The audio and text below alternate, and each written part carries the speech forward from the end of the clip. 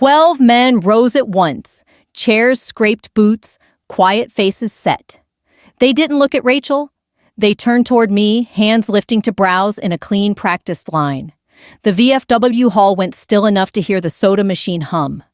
Dad's plastic cup paused midair. I didn't move.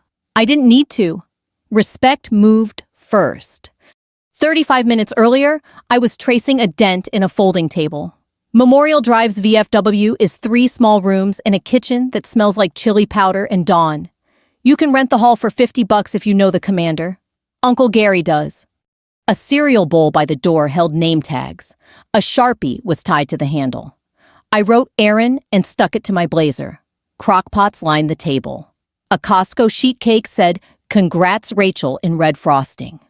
Mom came in with plates. "You made it," she said, eyes flicking to the garment bag under my arm. "You can hang that in the coat room." "I'm fine," I said. Dad arrived behind her. Buckeye's cap sleeves rolled.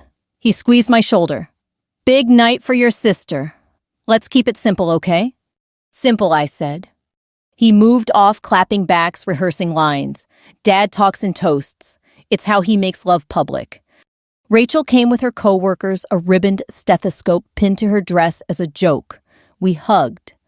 "I'm proud of you," I said. "You too," she said, then added, "I know you had that memorial today." Bell ringing at the VA. "You okay?" "Yeah."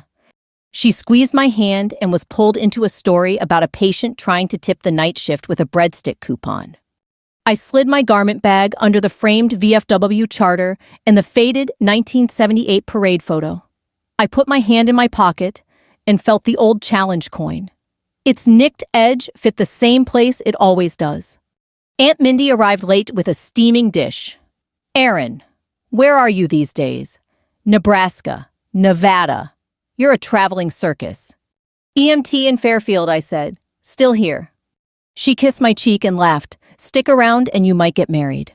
Then she was gone. The commander tested the mic. "Evening, folks," the old speakers hissed. Chairs scooted. The HVAC kicked on. Kids ran loops on the tile. I poured coffee into a styrofoam cup. Thin, bitter, familiar. I watched the door swing. There was a long stretch of my life when doors like that meant I was leaving. Now they mean show up, take a seat, stay. "Do you want cake before they sing?" Mom asked. "I'll wait."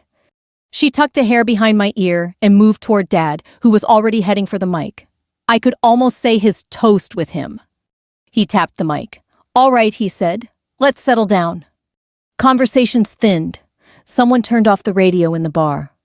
"This is a big night for our Rachel," Dad said, smiling. "Our girl's a charge nurse now. That's not nothing." He grinned. When she was little, she lined up her dolls and took their temperature. I'd say, "Rach, those poor dolls been sick 3 years." The room laughed. "We're proud of her steady hand and the way she takes care of folks. That's what this family's about. Showing up, doing the job." His eyes swept past me like I was part of the wall. I took another sip. It had cooled. He checked his index card. "We got cake and chili. Mindy brought her famous." "What is that, Mindy?" "Hot dish." More laughter. He lifted his cup toward me as his gaze passed back. "And Aaron's here, drove in from—" "Where are you now, kiddo?" "Fairfield," I said. He didn't pause long enough to hear. "She's always off somewhere," he told the room light. "Collecting adventures." A small chuckle rolled through. "I don't think of it as adventure. I think of it as work." Mom nudged his elbow. He cleared his throat. "Anyhow, tonight is Rachel's big day." Everyone nodded eyes on her. Even I looked, because she deserved it. Her cheeks pinked. She lifted a little wave. They thought I had nothing to show. I didn't argue. The coin in my pocket weighed an ounce and a decade. By the coat rack, a small shadow box held a trident patch and a yellowed caption about Naval Special Warfare visiting the high school years ago. I noticed it, because habit makes you clock insignia even off-duty. Then the commander tapped the mic again and the moment passed. Dad raised his cup. "To Rachel," he said. "To Rachel," the room echoed. I lifted my cup with everyone else and swallowed more than coffee. My shoulder remembered a different kind of weight. My ear remembered the whine of a radio in a dark hour I don't talk about in rooms like this. But tonight, I was just a sister in a blazer under bright lights that made the dust look like snow. Earlier that afternoon at the VA, we rang the bell for a man whose daughter brought in a photo from 1969, jungle green fatigues, a smile that looked like a dare. I'd stood with my hands folded and watched her trace the frame while the bell tolled once, clean and final. Grief is loud, respect is usually quiet. I drove straight from there with the garment bag in the backseat radio, off tires humming the long, flat miles between cornfields. Rachel's unit had pushed a table together near the front. They wore sensible shoes and smart watches and traded stories in a shorthand that sounded a lot like my own work codes shifts, who covered who, so someone else could make a kid's game. Different uniforms, same tired feet. When I set cups near them, they said, "Thank you," without looking eyes on Rachel, like she was the person in the room who made things happen. She is. I know what that feels like too. Later, a door would swing and a line of men in pressed coats would change how the room measured a life.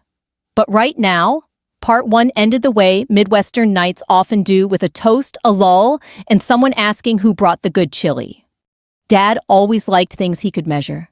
Straight lines on drywall, levels that bubbled center. Report cards stuck to the fridge under Ohio State magnets. If it fit on a clipboard or a receipt, he understood it. I learned that early in Chillicothe, standing on a milk crate to watch him hang gypsum board along a new ranch-style kitchen. He'd hand me the tape measure, hold it square, and the world made sense between two black numbers. Rachel lived inside those numbers. She had a way of making teachers love her and rules bend for her. In 3rd grade, she got a perfect attendance pencil and carried it like a scepter. By 8th grade, she was coordinating carpool charts for 3 families and reminding adults about their own appointments. Steady job, steady life. Dad would say at dinner, tapping the table twice like a period. Rachel nodded like she'd already decided how to color code her future. I didn't dislike order. I just liked the feel of a torque wrench better. I could fix a leaky P-trap with a bucket and 2 rags before Mom found the towels. I ran the 400 in track because it hurt enough to quiet my head. On Saturdays, I followed Dad from job to job in the pickup, learning the names of screws and the way a room changes when you add a wall. "You're handy," he'd say, which in our house was a compliment and a limitation. Rachel was driven. At school, Rachel's grades were the kind you put on the fridge and leave until the paper fades to yellow. Mine had B's and notes like "participates well." Dad didn't make a show of it, but his eyes warmed differently for our papers. He clapped the same, but the echo in the kitchen wasn't the same. At 16, Rachel got a used Corolla with a bow on the hood because she had a plan. I inherited Mom's Civic with the door that stuck if you didn't hip check it just right. I didn't mind. The car started, and I liked proving I could make a stubborn thing work. Senior year, Rachel wore a prom dress that looked like a tidy promise. I took a boy named Kyle in boots and a borrowed tie. The pictures showed our differences like we'd been staged for them. We weren't rivals. We were 2 pages in the same family album with different captions. On mine, Dad often wrote Aaron, always moving. After graduation, Rachel went straight to nursing school in Columbus, pinning ceremony bouquet Grandma's pearls pictures with Mom's church friends. Dad cried in public for the first time I'd seen. "That's our girl," he said into her hair. I stood to the side with a new backpack and a bus ticket to Paris Island folded into my wallet. When I told Dad I'd enlisted, he didn't yell. He stared at the driveway, jaw set like a clamp. "Could have used that scholarship money," he said at last. "Could have stayed." Then softer, almost to himself, "Don't go making people uncomfortable." It sounded like protection. It felt like a lid. Boot camp smelled like bleach and old sweat. Sand fleas found the soft skin behind my knees. I learned to move when someone said move, and to keep moving when they stopped talking. I learned that a rack can be made square in 30 seconds, and that the human body is a machine you can push farther than you think. On the phone, Mom asked if I was eating enough. Dad asked how many push-ups I could do and said, "Huh," when I told him. Rachel mailed me a photo of her apartment with the caption, "First shift tonight." She looked like a person stepping into a life that had been laid out for her like a hallway of lit rooms. The first time I came home in uniform, Dad looked past the shine and said, "You'll stay out of trouble, right?" He meant it kindly. I said yes. We ate spaghetti. He told me Mrs. Lefebvre's new fence was crooked. We didn't know how to talk about the thing I'd chosen, so we talked around it. "You can always come back," he'd say, which comforted and dismissed at the same time. I didn't stay enlisted. A gunny told me I had the head for more. I went to Quantico, learned to keep my voice even on little sleep. Learned that you can be both scared and steady, and that people will follow whichever you feed. Later, when the assignments came, I didn't hand my orders around the living room. I folded them into my duffel and hugged my mother and left before Dad got home from a side job. He texted a thumbs up and "Be safe, kiddo." That was our way. Rachel collected milestones you could photograph. New scrubs, new badge, a photo in front of an SUV she bought with a decent interest rate because she knew how to talk to the man in the tie. She called Mom twice a week. She group texted meal trains for church members after knee surgeries. At holidays, she put timers on 3 casseroles and made room for everyone's food, even Aunt Mindy's experiments. When the hospital gave her a pin to mark 5 years, Dad bought a cake without being asked. "That's sticking power," he said, cutting generous slices. I collected months I didn't tell stories about. When people asked where I'd been, I said, "Out west," or training, or here and there. It wasn't secrecy for glory. It was the knowledge that some rooms can hold a story and some can't. When an uncle asked if I'd seen action, I said, "We all do our part," which was true and wrong at the same time. After a while, you learn to make your stories small at home. It keeps the edges smooth. It keeps the chili warm. The first and last time I mentioned air support at Thanksgiving, Dad's fork paused. "Don't talk like that at the table," he said. "Your aunt's eating." I wasn't talking about anything bloody. I was explaining how radio calls work the way they do in movies, except slower. Still, I put the lid back on that pot and set it on a back burner for good. Later that night, he patted my shoulder by the sink. "You know I'm proud," he said, eyes on the window where November pressed up against the glass. I said I knew, because it was partly true and partly something I wanted to make true. Rachel and I didn't compete. She called me after bad nights when a patient went down hard and there wasn't anything to do but chart and breathe. I called her from parking lots in the desert when the sky felt too big. We respected each other's silences. She never asked for details I wouldn't give. I sent her a challenge coin once with a note, "Hold on to this when you're tired." She sent a photo of it clipped to her badge reel like a secret between us. Years blur in clean, ordinary ways. Mom's hair silvered. Dad's knees stiffened. I moved back to Ohio for the reserves and took the EMT job in Fairfield because I liked the particular hum of an ambulance bay at 6 a.m. Rachel bought a little house with a porch swing and a mortgage that Dad read line by line like it might be hiding a trap. He fixed a loose downspout and left his tape measure in her shed, which in our family is the same as writing "I love you" on a note. When Rachel became charge nurse, Dad said, "That's management. That's something you can point to." He meant a title you could put on a cake. He didn't mean to make me smaller when he puffed her up. But when he turned to me with the same old line, "Aaron's always off somewhere," I felt the old lid pressed down. "Fairfield," I corrected. But he was already talking into the mic at a retirement party about how proud he was of steady hands. I don't think Dad is a cruel man. He's a man built for measuring. My life hasn't fit well on his tape. I tried more than once to hand him another tool. "You can't see everything I do," I wanted to say, and that has to be okay. Instead, I brought potato salad and showed up for birthdays and let him make his little digs because it made him less afraid of not knowing. So when tonight's small chuckle rolled through the hall at Collecting Adventures, I didn't bristle. I gripped the styrofoam felt heat leach into my palm and did the thing I've learned to do, make the story smaller than it is so the room can hold it. The coin in my pocket clicked against my keys. Someone's kid knocked over a chair. Ordinary sounds stacked up to make an ordinary night. I didn't know yet that 12 men would stand together and make a new kind of measurement for my father to learn. I only knew the old math, Rachel's big day, Dad's toast, my quiet corner. 2 daughters, 2 measures. For a long time that math had worked in our house. It was about to change. Sand smells different when it's in your teeth. Hellman's isn't beach sand. It's powder that finds the seam of your boot and the line of your ear and rides home inside you. The first night I learned that the moon was a thin smear, and the radio hissed with somebody else's static. I lay on my belly and counted my own breath to keep the pace of the net. They called our little collection of walls a patrol base, but it felt like a workshop with a roof missing. Hesco barriers stacked like giant gray Lego, a blue barrel for burnables, a plywood table that always looked damp.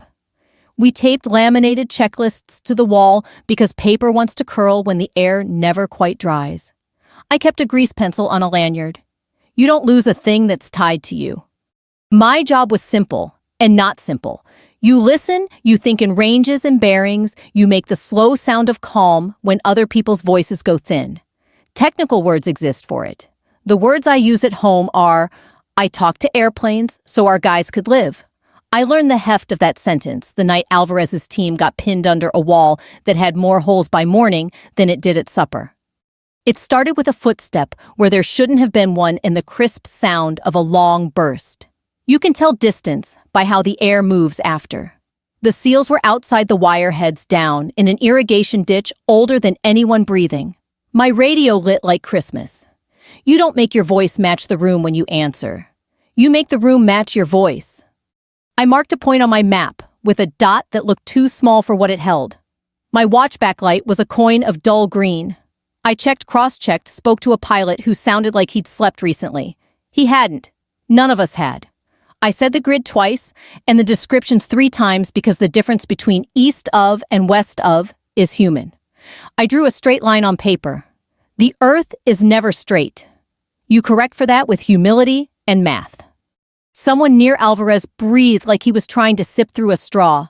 Someone else swore soft and steady the way you do when you're keeping another human from coming apart. I could see none of them.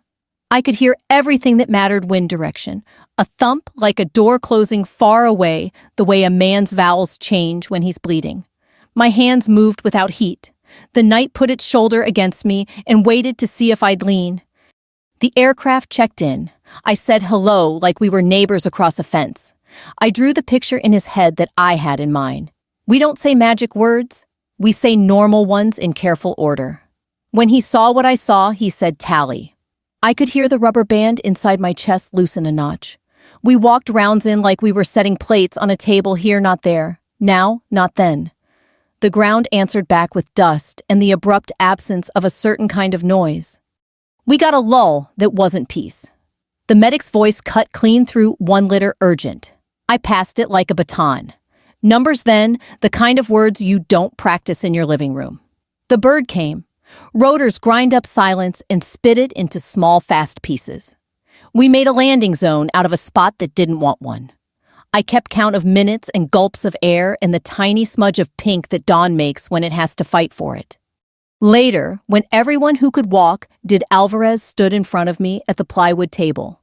He had dust in the web of his fingers and a mark on his cheek shaped like a thumb. He held up a coin that looked unremarkable unless you knew the rules by which men give each other metal. For the night, you kept us all alive, he said, like he was saying, pass the salt. I didn't make a speech. I put the coin in my pocket and said, copy. Not everything was crisis. Most days were lists.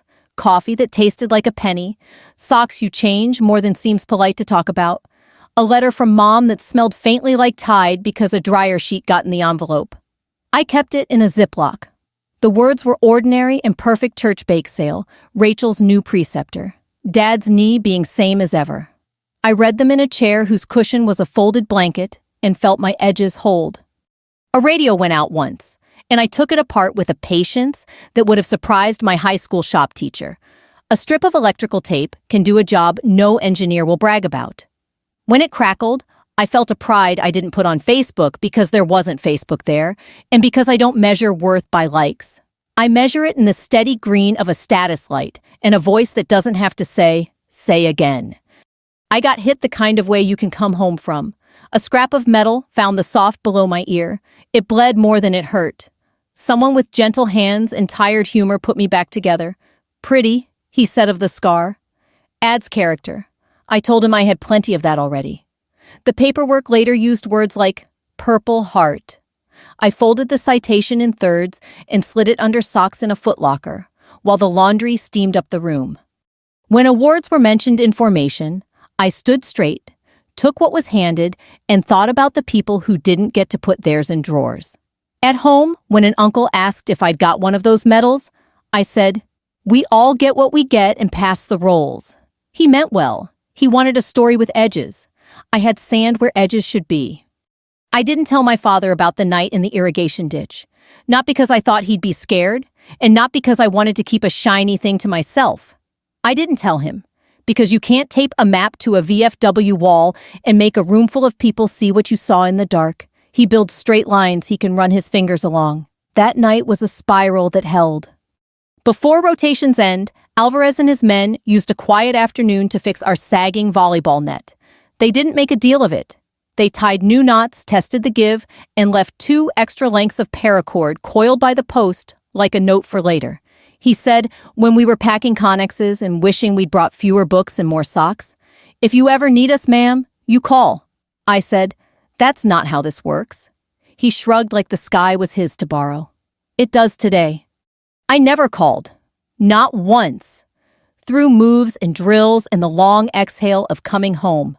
I put the coin in my pocket when I flew commercial in dress blues, because travel is easier when people see what you are. I left it in a kitchen dish with paper clips when I carried groceries up 3 flights.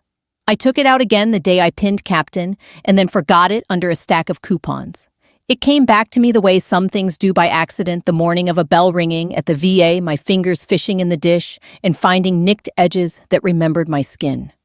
I brought that coin to Rachel's party without thinking about why. Habit, maybe. Or maybe some part of me knew that the way respect moves is in straight lines you don't plan and right angles you don't draw. When 12 men later rose in a room not built for reverence, I didn't think of heroics. I thought of a grease pencil, a map pilot who said tally and the way sand becomes part of you even after you've washed your hands twice. At the VFW, my fingers brushed the coin in my pocket, while Dad set out plastic forks in perfect alternating stacks. He measures because he loves. I learned to speak a different language for the same love. The night in Helmand taught me that silence can be a bridge if you build it steady. It also taught me that there are men who will cross it back to you when you don't ask. The morning of the party started with starch. I set my dress blues on the bed and ran a lint roller over the dark cloth until it squeaked. Ribbons, straight collar points pressed brass, catching the thin light from the east window. I wasn't planning to wear them to the VFW, only to the bell ringing at the VA, but the way the jacket lay there had its own kind of gravity. I took a picture for no one, folded the hanger hook into my palm, and slid the blues into a garment bag with a zipper that sticks at the bottom if you don't guide it. Mom called while I was hunting for my black pumps. "Can you pick up coffee creamer and a bag of ice your father forgot?" "On it," I said, shouldering the garment bag.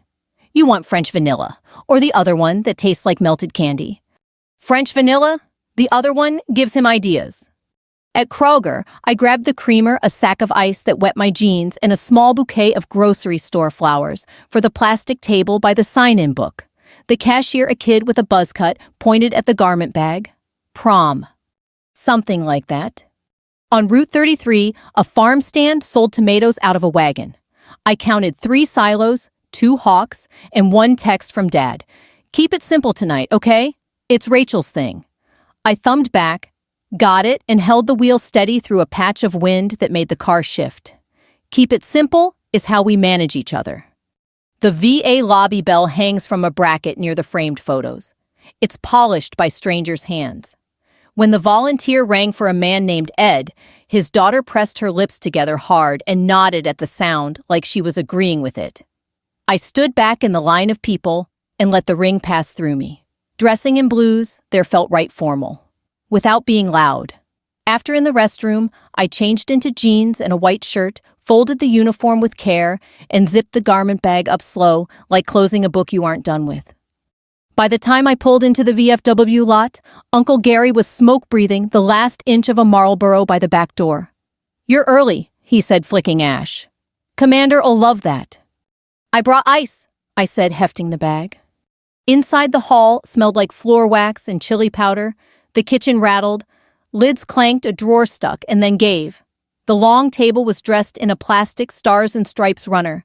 Someone had taped a paper flag to the coffee urn. I set the creamer down and left a wet footprint journey from the ice chest to the bar cooler. On the corkboard by the coat room, a flyer curled at one corner, Naval Special Warfare, guest Q&A at Fairfield High, 3:00 p.m. A yearbook-style photo from some earlier visit sat next to it, a grainy group in pressed coats, standing under the school's bulldog mascot. Below a yellow sticky note in the commander's block, letters might drop by to thank post. I glanced once, twice, the way you do when a name on a page almost matches one you know. Then I looked away. There are thousands of men with tridents. The world is small, and not that small.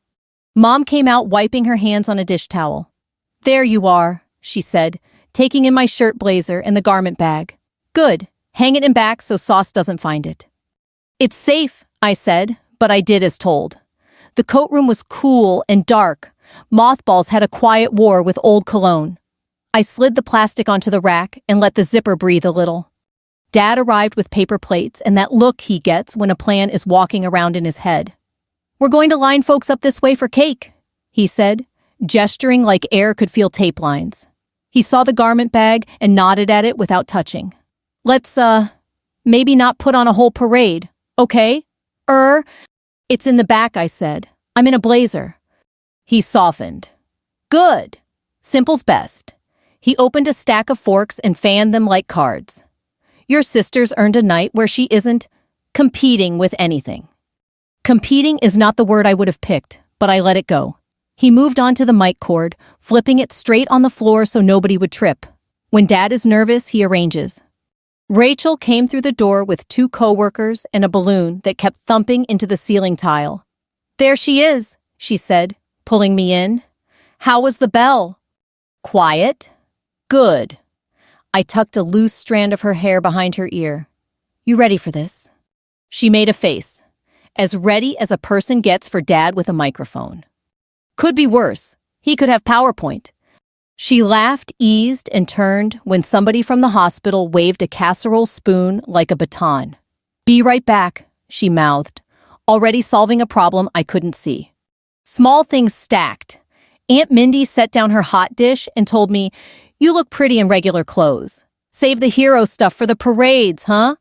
A man from church I sort of knew shook my hand and said, "Thank you for your service," like a period. Then pivoted toward Rachel with questions about night shifts. One of the old guys at the bar tapped the VFW charter frame with a knuckle and asked me if I'd ever met R. Lee Ermey. "Only in reruns," I said. He laughed like that was the answer he wanted. The commander tested the mic and winced at the feedback. "We'd like to welcome visitors, if they show," he told me in an aside chin, flicking toward the corkboard. "High school had some Navy fellas this afternoon. Sometimes they stop by on their way back to the interstate." "I'll keep out of the way," I said.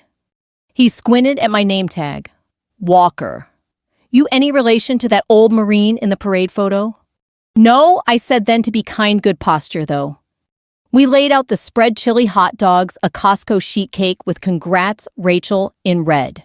The air took on frosting and coffee. I cut the bouquet stems short and shoved them into a juice glass because the only vase was being used to hold plastic spoons. The little arrangement made the sign-in book look less alone. At 5:15, Dad went solemn with purpose. "When she gets here with the last bunch, we'll kick it off," he said, then lowered his voice. "And Aaron." "I heard you," I said. "I'm here to clap." He put his hand on my shoulder, not heavy, not light. "That's my girl." People came. Sound rose. The HVAC hummed. A toddler ran circles around a table leg and fell slow like a tree. I poured coffee, wiped a ring off the folding table with the side of my hand, and caught the coin in my pocket with my knuckles. Old habit, old comfort. At 5:32, a small knot of men in sport coats stepped into the doorway, not together so much as coordinated by accident. They carried themselves like they'd been told to walk normal, which is how you can always tell. The commander's face changed first. He straightened the mic stand and gave me a quick, unreadable glance. I looked at the bulletin board, then back at the doorway, and chose to become deeply interested in aligning napkins. They spoke to the bar guy. They shook Uncle Gary's hand. They kept their distance from the food like they'd been taught about lines. One of them scanned the hall the way you count exits. I didn't stop breathing, but I set my breath on a shelf and walked away from it. Mom materialized at my elbow. "You know them," she whispered. "I know the type," I said. "Let's get the cake ready." Dad tapped the mic paper toast notes folded in half. "All right, let's settle down," he called, voice a little bigger than the room. He looked at Rachel. He looked at me only enough to include me in the circle of light and no more. He smiled, relieved to be beginning. "This is a big night for our Rachel." Around us, people turned their chairs. Someone turned off the radio in the bar. I set the knife by the cake and felt the coin bite my palm like a reminder. "Keep it simple," I told myself. "Keep it steady." The door to the hall swung once more on its slow hinge and let in a stripe of early evening heat. In the back of my mind, a map I hadn't looked at in years folded itself open on the table. They didn't come in like a unit so much as a habit. Sport coats, pressed shirts, shoes that weren't quite church.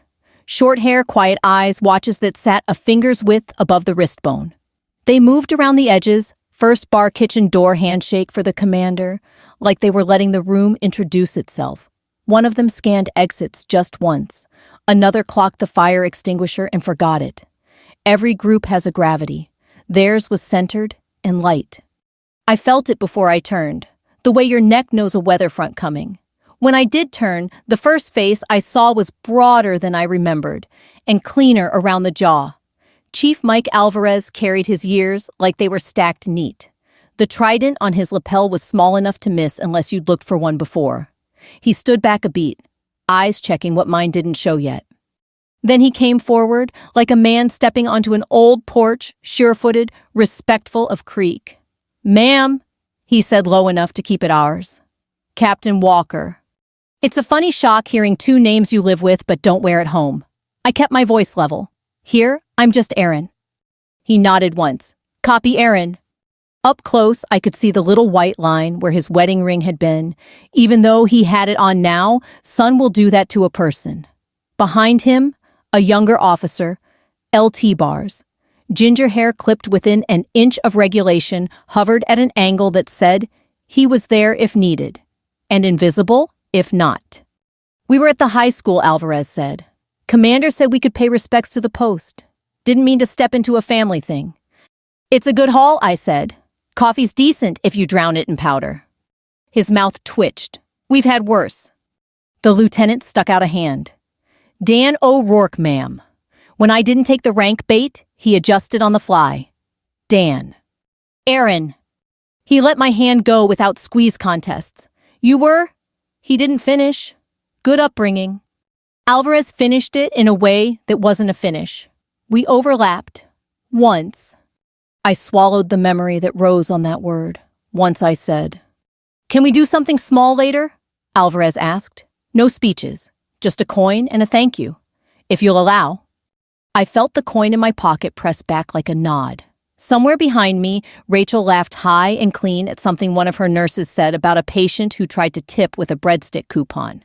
I could see Dad at the mic shuffling his index card, his tells getting louder as he neared the part he loved organizing a moment. I looked at Alvarez's face and saw not a trap, but a mirror. "It's her night," I said. "I don't want to."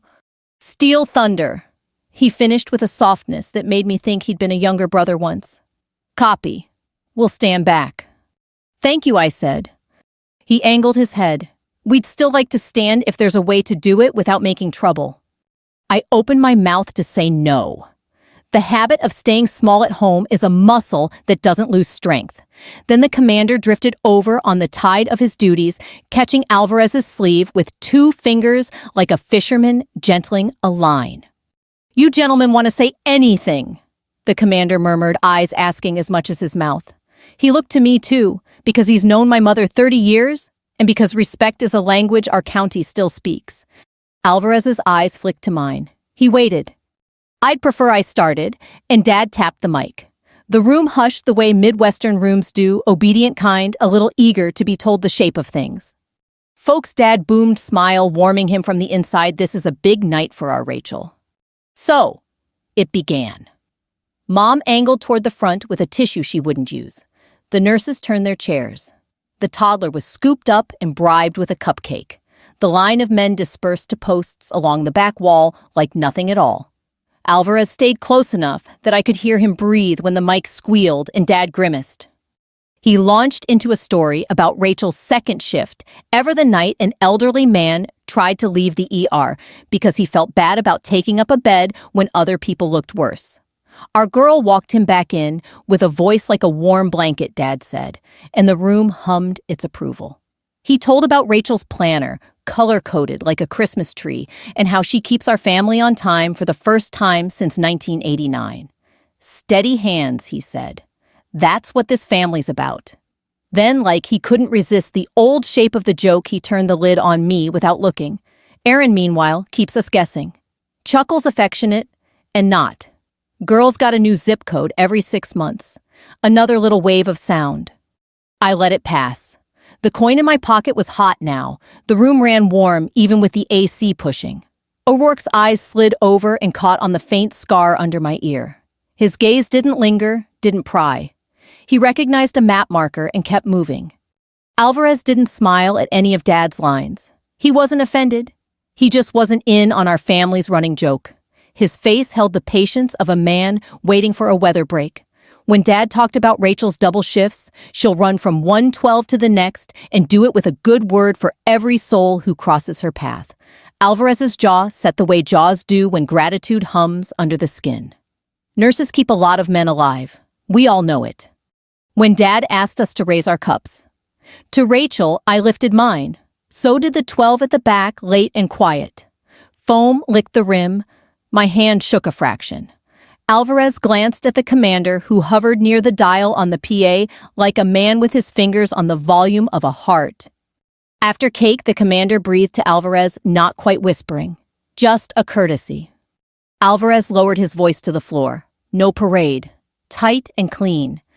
I shook my head once, small as a breath. The commander caught it and weighed it against something older than any of us. Post-rituals guest courtesies, the way men of a certain tribe say thank you when they find one of their own. Undercover in a room full of grocery store frosting. He tipped his chin, apology resolve. Dad turned a card and told a story about Easter, the year I changed oil in the driveway before church because the Civic sounded like a hive of wasps. She had her good dress on over coveralls, he said, laughing. Came in smelling like a Jiffy Lube and Pine Sol. Lord, love her. The room laughed with him. I laughed too. It was a good story. It was also the only one they knew how to tell about me here. Alvarez drifted a half step closer. We'll keep it 30 seconds, he said. No words if you don't want 'em. What would you say? I asked, surprising myself. He considered like he was choosing between two screws that would both hold. I'd say thank you, he said, and we'd stand. That was all. No citations, no dates, just stand. The muscle that keeps you small twitched again. The other one, the one you used to hold still under a lot of sky, settled in my bones. Fine, I said, but after Dad's done, and nobody says my rank into the mic. Copy. He touched O'Rourke's sleeve, and without looking the line at the back, adjusted its spacing so chairs could scrape without tangling. You can tell a lot about a man by how he leaves room for other people's feet.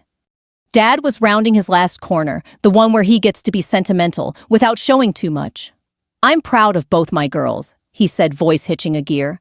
Rachel, for what everybody can see. Aaron, for he faltered, found the familiar plank. For always being game. I loved him then in a way that hurt clean. He wanted to say more and didn't have the tool. Alvarez saw it too. I could feel his attention settle on my father, like a hand pausing over a level checking bubble. The commander stepped near the mic as Dad reached for the knife. Before cake, he said to the room, not quite asking a brief courtesy. He looked at me again, asking with his eyes if the bridge would hold. I gave him the smallest nod a person can give, and still mean yes. Alvarez inhaled once. O'Rourke's jaw clicked. 12 men straightened without sound. Chairs waited to be moved. The air tasted like coffee and something older gun oil's ghost floor wax pride stored for later. Somewhere, a coin turned in a pocket and decided to stop. The commander cleared his throat and tilted the mic away from his mouth so his voice wouldn't boom. Before cake, he said we'd like to observe a brief courtesy. People kept their cups midair, unsure whether to sip or set them down. Dad froze with the plastic knife in his hand, the blade already touching the frosting. Rachel turned in her chair to see what needed fixing. I felt the coin in my pocket find the seam of my palm and nest there, like it belonged. Alvarez didn't march. He nodded once to the line at the back. Chairs scraped quiet, controlled like furniture learning manners. One by one, then all together, 12 men stood. Spines lengthened. Heels found each other. The room's talk fell through the cracks in the floor and kept going. They didn't look at the flag or the cake or my father. Then all 12 seals turned. Not toward the mic, toward me. I didn't move. The old training rose like a tide and told me not to meet it with movement. I let my shoulders square the way they do when a pack sits right. I kept my eyes on Alvarez because steadiness likes an anchor. Hands lifted to brows 12 at once, a clean line that made the air stand up straighter with them. No one explained it. The gesture did the explaining. It wasn't long. It didn't need to be. The VFW hall went so quiet, I could hear the soda machine hum. A fork tapped a plate once, then stopped. Somewhere behind me, a baby took a breath the size of its chest and forgot to cry. The fluorescent lights added that faint buzz. They always do, a sound you don't notice until everything else goes still. Dad's plastic knife drooped and left a small trench in the red letters of Rachel. He didn't look down at the cake. He looked at the men, then at me, then at the men again, learning a language he hadn't known he spoke. Mom's hand found his sleeve and tightened. Rachel's palm covered her mouth like she was catching something tender that might get loose. The nurses' faces turned from amused to alert to soft, the way a person's expression changes when a story they thought they knew pulls a corner back and shows more. Alvarez dropped his hand first. The others followed, precise as a clock's second hand, no flourish. He stepped forward 3 steps, not a march, not a drift. He stopped with respectful space between us like a neighbor at a fence. "Permission, Aaron?" He asked, quiet enough to be ours, loud enough for the room. For what I heard myself say, though, I already knew. 30 seconds, he said. No rank. I gave a small nod. He reached into his breast pocket and brought out a coin in a clear case, the kind that turns a small thing into a weight. It caught the light and threw it back without glitter. He didn't ask for the mic. The commander, a man who'd seen enough ceremonies to know when to stand aside, let the stand tilt away like a reed in wind. Alvarez kept his eyes on mine. "For the night you kept us all alive, ma'am," he said. 11 words each, set in its spot like tools laid out on a bench. "Thank you." He held the coin out. I didn't make a speech. I didn't reach for a higher moment. I put my hand under his and took the coin the way you take a small bird from a careful child. It was cool through the plastic. My own coin, the old one from a different day, pressed the other side of my palm from inside my pocket. 2 circles of metal with a life between them. There was a plaque, 2 thin wood names laser-etched in neat lines, a date I know better than my own birthday.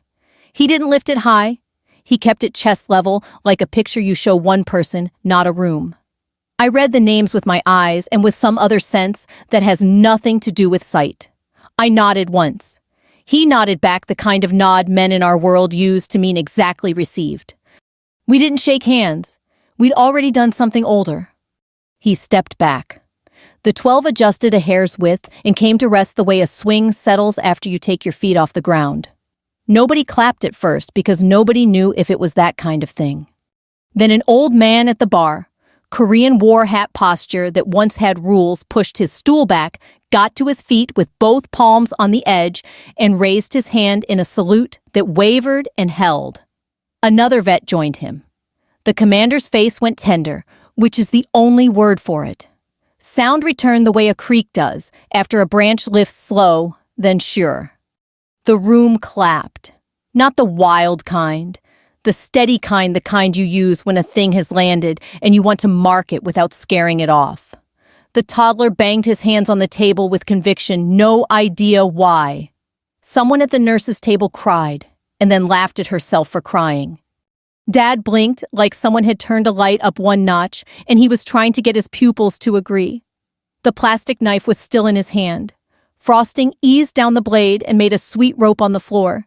He didn't notice. He looked at me, the way a person looks at a map they've owned for years, and suddenly sees the other side. Mom was already moving tissue up.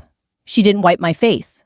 She tucked the tissue back in her sleeve and just stood at my elbow, a presence as familiar as the smell of her hand cream. Rachel stepped in and put her forehead to mine for 1 second. A quick press that said everything sisters say when there's too much to fit in sentences. The commander angled the mic back to himself long enough to say, "Cake still cake," which broke a bubble of laughter that made breathing easier for all of us.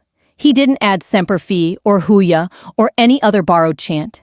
He set the mic down like you put a baby back to sleep. Alvarez and his men didn't try to become the party. They didn't line up for pictures or tell stories within earshot.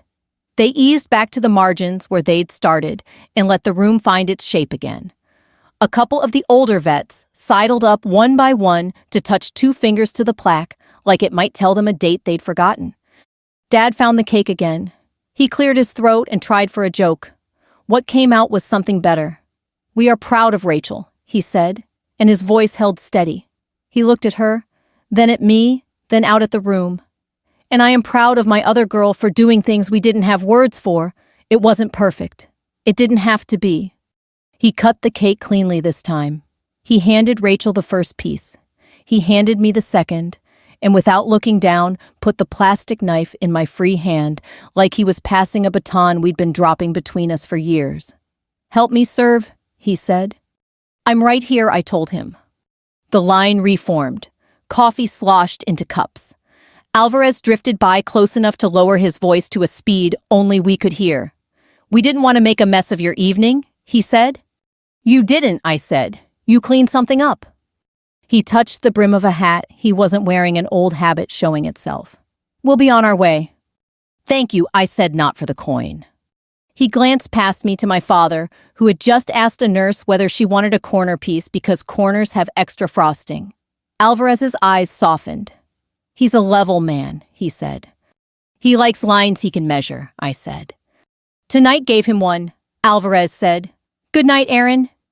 "Good night, Chief." They left without ceremony, the door sighing shut behind them. Air whooshed back into the room. Conversation rose. Rachel's co-workers asked questions with their eyes and then let them go when I answered with mine. The cake got smaller. The coin in my pocket felt heavier and lighter at the same time. Dad leaned toward me over the table. I didn't know he said words low, as if the frosting could overhear. "I know," I said. "It's okay." He nodded, small, grateful for the size of a sentence he could lift. He cut another slice. I slid a plate under it. We worked in rhythm the way people do who've done this all their lives. Past, place, thank you, next. Respect doesn't always shout. Sometimes it turns in unison and stands. And in the quiet, after you hear something inside your life click into place. Cleanup at the VFW is a quiet choreography. Plates stack, tables fold the coffee urn. Sighs its last breath. Mom talks with 2 of Rachel's nurses about an old hymn their churches both sing in different keys. Aunt Mindy wraps hot dish with foil and passing me taps the plaque with a fingertip like she's testing whether it's real. "You'll bring that by sometime," she says, not quite a question, not quite a command. "We've got a spot next to the photo of Uncle Ron at the refinery." I nod. In our family wall space is a way of telling stories when voices fail. Rachel waits until the last guest leaves before pulling me in. We stand shoulder to shoulder in the square of light from the back door. "You okay?" she asks. "I am," I say, and I mean it. She bumps my hip. I don't have a word for what that was. It felt like when a storm breaks, except nothing gets wet. "Respect," I say. Sometimes it sounds like nothing. She holds my gaze a beat. "We'll do a do-over dinner," she says.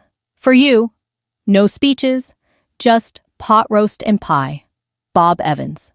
Tuesday, I'll clock out early." "You don't have to." "I want to." She squeezes the back of my arm the way Mom does when traffic's bad.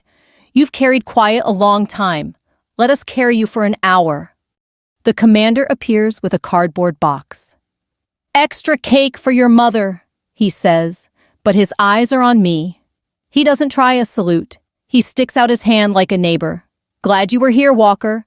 He adds practical, "I'll laminate a copy of that list of names. The paper will curl otherwise." "Thank you," I say, because that's what you say when a man offers to keep memory from warping. Dad lingers by the coffee, performing a task so small it doesn't count as work, wiping a ring off a table with a napkin. He does this when there's something bigger in the room he's not ready to touch. I carry the garment bag from the coat room and set it near the door. He watches the zipper inch and clears his throat. "Need help with the chairs?" he asks. "I've got these," I say. Then because I know him, "But you can help me with something outside." We step into the evening. The air smells like cut grass, hot asphalt, and frosting that's given up. The lot has the kind of light that flattens shadows. The F-150's paint looks younger under it. Dad rests his hands on the bed rail like he's about to lift plywood. "You want me to take that?" he says, nodding at the garment bag. "Sure." I hand it over. He sets it in the truck like it's a person sleeping. He doesn't say the word uniform. He doesn't have to. "It's heavy," he says, surprised. "Brass," I say, "and cloth." We stand a minute listening to a cricket that hasn't gotten the memo about the parking lot. He breaks first. I didn't know, he says, voice dropping like a level settling. "I know," I say. "I never made it easy to know." He shakes his head. "That's not on you." He looks at his hands. "I like things I can hold up and show people. Titles, pins, pictures. You brought me a different kind of, I don't know, rafter. Beam." He laughs once embarrassed. "I'm not smart at this."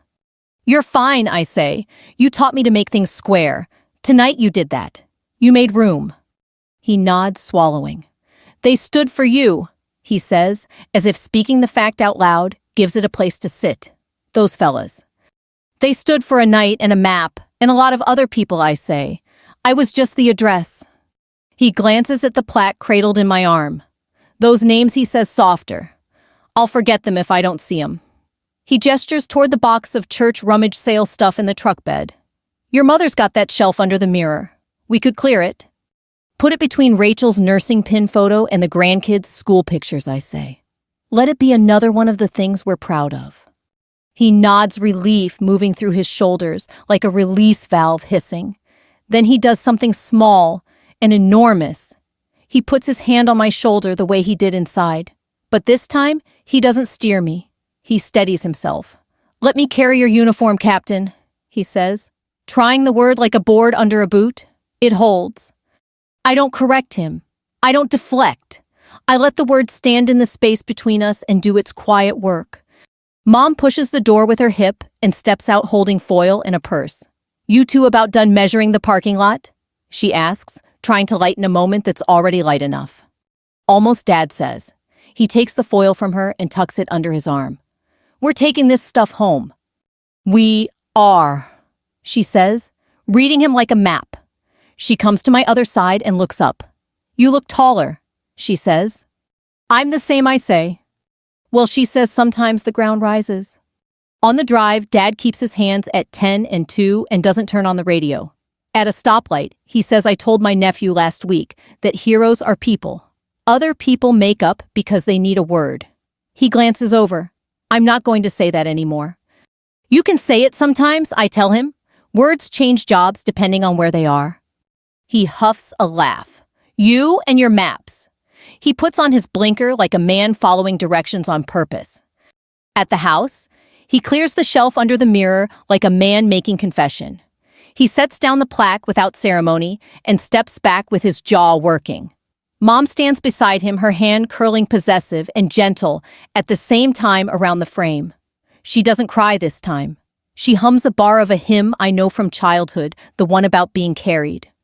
Rachel stops by on her way home, still smelling faintly of sanitizer and sugar. She snaps a picture of the plaque between the pin and the school photos. "Perfect," she says. "No hashtags." A Tuesday dinner, she reminds me, pointing 2 fingers from her eyes to mine. Pot roast pie, 0 microphones. "Deal," I say. We sit a while. Me, mom, dad, without needing the TV. He asks small questions that matter because of the way he asks. What does a map look like at night? How big is a radio voice? Does respect feel heavier than silence in your pocket? I answer in words he can hold. A map looks like trust when you can't see past your hands. A radio voice is regular on purpose. Respect and silence weigh the same until someone stands. Before I leave, Dad walks me to the porch. The neighbor's sprinkler ticks. The sky over the soybean fields is the color of dishwater going down the drain. He shifts, searching for a tool he can use. You'll tell me next time you've got a thing, he says. Doesn't have to be a big thing. Could be coffee after. Or a bell. I will, I say, and you'll come. I'll come, he says, even if I don't know where to stand. I smile. You'll figure it out. He pats the rail, satisfied. I usually do, he says, and it's not pride, it's hope. Driving home, I think about levels and lines and how we learn to measure each other wrong until something nudges the bubble center. We spend years making our stories small so rooms can hold them. Sometimes the rooms get bigger. Sometimes 12 men turn at once and teach everybody new math. If you've got someone in your life who measures love with tools you don't understand, maybe nudge the bubble together. Share this with them. Leave a note with a name you want remembered. If you want more plain stories like this about quiet respect, second chances, and the rooms we make big enough for truth, stick around. Pull up a chair next time.